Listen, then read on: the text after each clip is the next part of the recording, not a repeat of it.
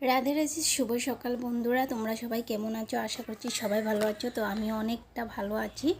তো দেখো, আমার মেয়ের প্রচুর গ্যাস, আমার মেয়েটার আর কি প্রচুর গ্যাস হয়ে যায়। ওর 2.5 মাস মানে চলছে আর কি। তো ওর গ্যাসের জন্য আমি কি ওষুধটা খাওয়াই ওকে, তো তোমাদের সঙ্গে শেয়ার করছি। তোমাদেরও যদি 2.5 মাসের বাচ্চা থাকে তোমরাও খাওয়াতে পারো, না হলে ডক্টরকে দেখাতে পারো। আমি ডাক্তারকে দেখিয়ে তারপরে ওই গ্যাসের ওষুধটা এনেছি।